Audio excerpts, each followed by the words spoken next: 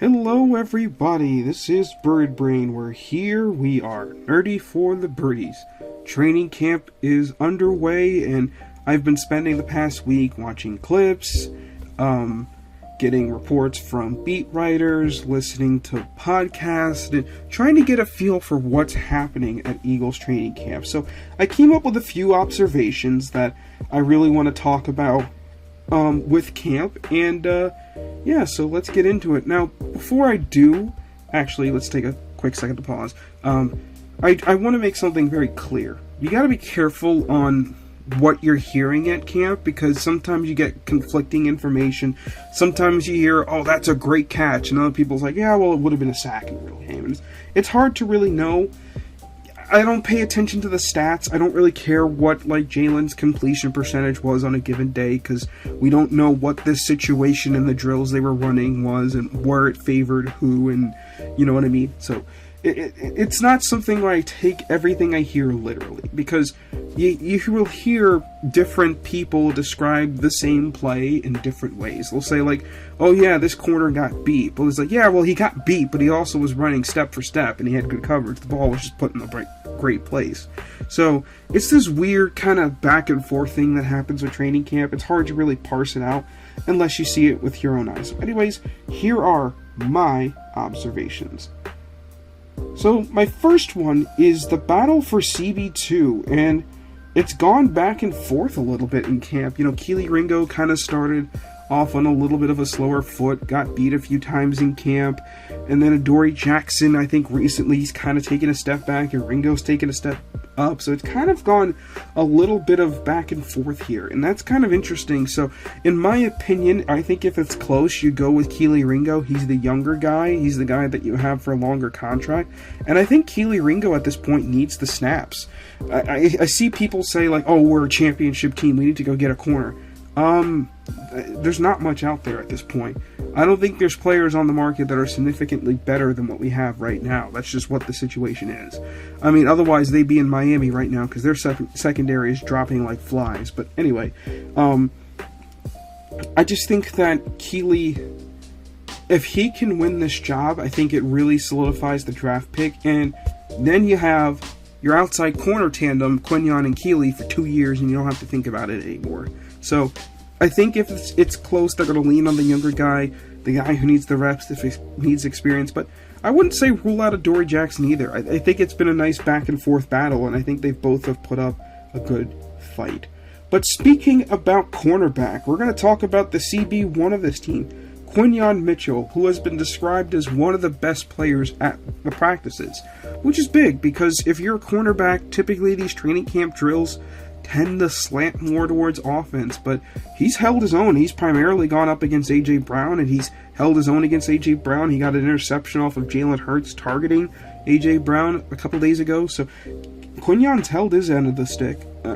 Quinan has held up his end of things, and I can't help but look at it and say, look, you may have an elite cornerback here. You probably already do, but as good as Quinan's rookie season was, it's time for him to take another step, right?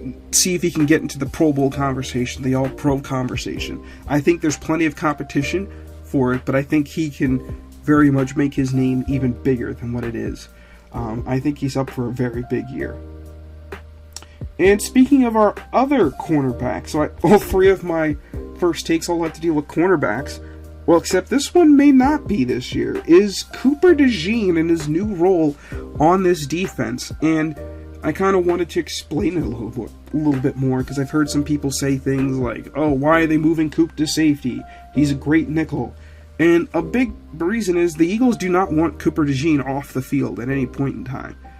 Last year, if the Eagles played base defense, which means they had 4 DBs on the field, because there's no nickel, DeJean leaves the field. So because of that, those are snaps where DeJean's not on the field, and the Eagles are looking at that saying, okay, how can we keep Cooper DeJean on the field while also having him play nickel, but if we go to base, have him do something else? So now they're going to move him to safety, and he'll play safety in base, or even play outside corner in base coverage. So that's going to be very interesting. It speaks a lot of how it says a lot of what this team thinks of Cooper DeJean. They value him as a guy that they do not want to take off the field unless he is tired or hurt. And it shows, again, 1 year with that rookie class, like, Coop's in a bigger role, Quinion's in a bigger role, so I can't wait to see what that looks like on game days coming up. Next thing we're going to talk about is the wide receiver depth behind AJ, Devontae, and Dotson. And they've had a fairly competitive camp. A lot of guys have stood out on different days. Terrace Marshall is becoming someone who's been turning heads a little bit. It's been a little up and down at times, but he's someone that has been shown to get the trust of Jalen Hurts. He's gotten his endorsement. I think Devontae has spoken highly of him. I believe even AJ as well. And when the three amigos are talking about you like that, you got a better chance with the roster. Unfortunately, he has recently been hurt. We don't know to what extent yet. We'll probably get that report tomorrow. He got hurt Tuesday. Today they're off, so we don't know, so we'll probably get that news tomorrow. So hopefully it's nothing too serious. Other guys for depth, Nia Smith has started to mix in with the ones a little bit.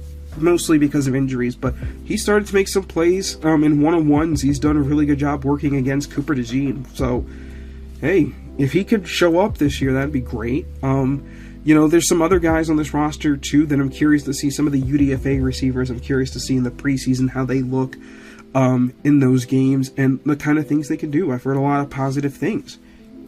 And our last full observation is Tyler Steen and the position for him on the offensive line. And really up until Tuesday, things were looking kind of shaky for Steen, but things are starting to click a little bit, and there really has not been much of a right guard battle at all.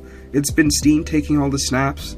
Other guys on the offensive line have been in and out a little bit with injury, but Steen's been available, and he's been doing a decent enough job to at least keep the job for now, and I don't know who's going to challenge him for it.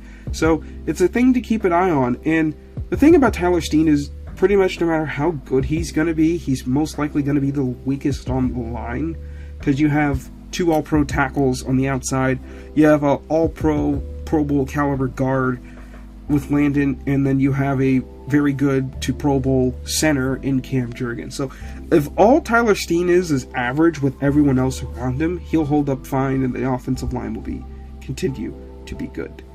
So this is the last thing I want to do is a quick rookie check-in for this draft class with some of the key things I've heard about them. Obviously starting with Jahad Campbell, and he has started to flash. It's been a little bit of a slower ramp up for him on camp. He's starting on second team, but he's starting to get snaps on first team with injuries, and he got a lot of positive reports working off of Jeremiah Trotter on the first team with absences by Zach Bond and Nakobe Dean, obviously.